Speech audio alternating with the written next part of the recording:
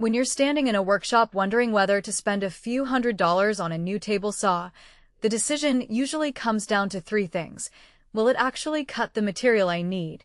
Will it stay safe and steady under regular use? And will it fit into the space I have without turning my shop into a circus of extra cords and accessories? I've spent a lot of time reading through forums, watching other woodworkers talk about their day-to-day experiences, and comparing a handful of 10-inch saws that promise the same headline numbers. The goal here is to give you a clear picture of what the Powermatic 10-inch table saw really delivers once it's out of the box, so you can decide if it's the right fit for your projects or if you'd be better off looking elsewhere. Link is in the description if you want to check the product details on Amazon.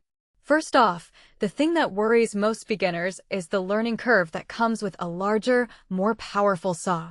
A 13/4 HP motor sounds intimidating, but in practice, it means you can rip a 24 through a single pass without the blade stalling. I've seen people with less experienced hands try to push a low-horsepower saw and end up with torn wood and a lot of frustration. With the Powermatic, the motor's torque holds steady even when you're feeding dense hardwood, which translates to smoother cuts and less chance of the blade catching and causing kickback. The built-in riving knife and the quick-release blade guard add a layer of safety that's often missing on entry-level models. You can swap the blade or change the guard without hunting for a wrench. And the riving knife stays razor close to the blade to keep the kerf from closing on it. Now, let's talk about the workspace itself. The cast-iron trunnion is a real game-changer for positioning. Because it's massive and sits on a solid base, the blade moves with a buttery smoothness that you notice the moment you start a crosscut.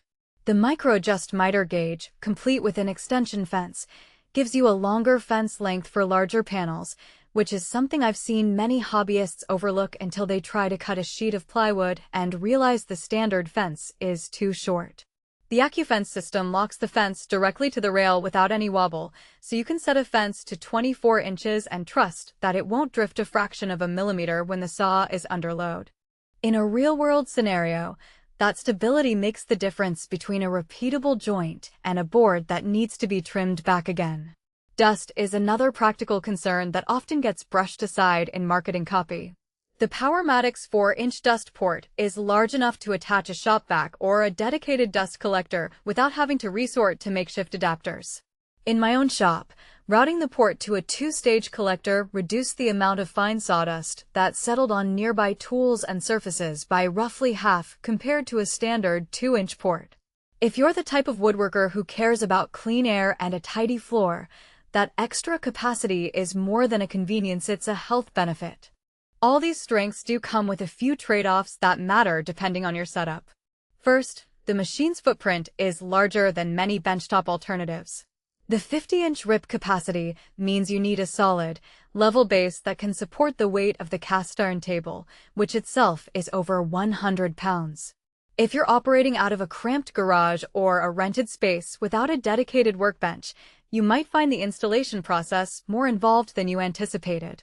Second, the saw runs on 115/230V single-phase power, and while the motor will operate on standard household voltage, you won't get the full torque potential unless you're on a 230V circuit. Some users have reported that the motor sounds a bit louder on the 115V setting, which is something to consider if noise is a factor in your environment. Who should buy this saw? If you're a serious hobbyist or a small shop professional who regularly cuts hardwood, plywood, and sheet goods, and you need a machine that can handle 2-inch rip cuts without constantly adjusting speed or feeding force, the Powermatic fits the bill. It also makes sense for anyone who values safety features that actually work without adding extra steps. Quick-release guards, a solid riving knife, and a fence that locks without play are not just nice-to-haves, they're day-to-day time savers. On the flip side, if you're just starting out, have limited floor space, or only need to make occasional light cuts like trimming trim stock, a smaller benchtop saw or a hybrid portable unit could give you enough capability without the heavier footprint and higher price tag. The practical weaknesses become clearer when you think about the day-to-day routine. Because the saw's weight is significant, moving it around for job site work is not realistic. It's designed to stay where you set it up and become a permanent part of your workshop. The dust port, while generous, still requires a hose that matches its diameter, so you'll need to either buy a